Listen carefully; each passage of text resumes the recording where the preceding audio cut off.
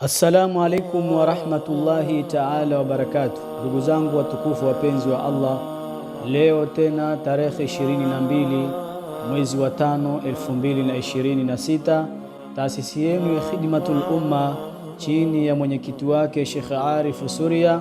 Ndugu zangu wapenzi wa Allah, leo Allah ametuafikisha, tumekuja mkoa wa Pwani, tumekuja hospitali ya Kisarawe mkoa wa Pwani kuja kutoa huduma ya chakula, na hii ni juhudi ambayo inafanywa na taasisi yenu ya Khidmatul Umma chini ya mwenyekiti wake Sheikh Arif Suria.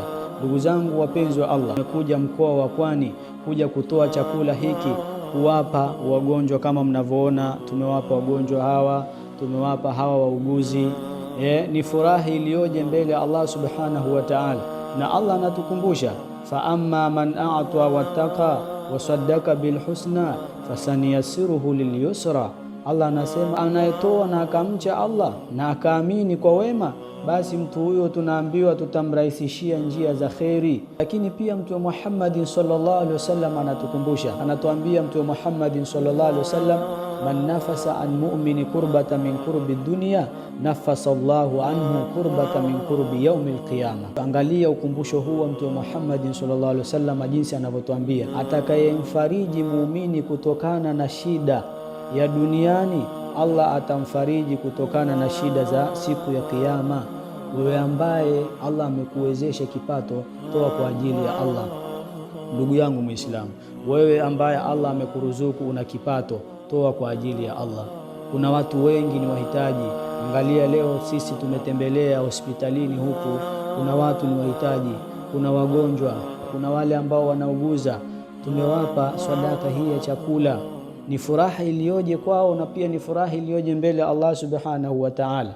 Ndugu zangu watukufu wapenzi wa Allah, tunakukumbusha lakini pia tunakusisitiza, wewe ambaye Allah amekujalia kipato, toa kwa ajili ya Allah.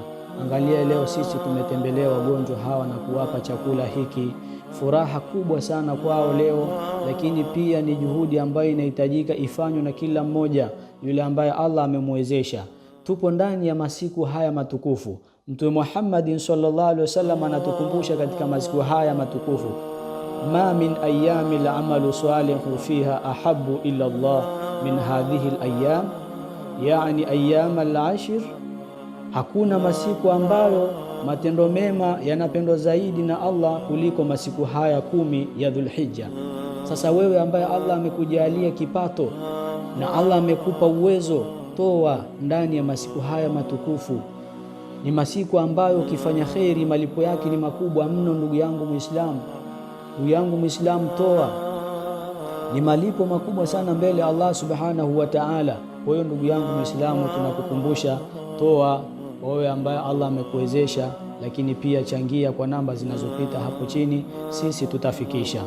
Jazakumullahu khair wa hasan jazaa fi darain. Shukran.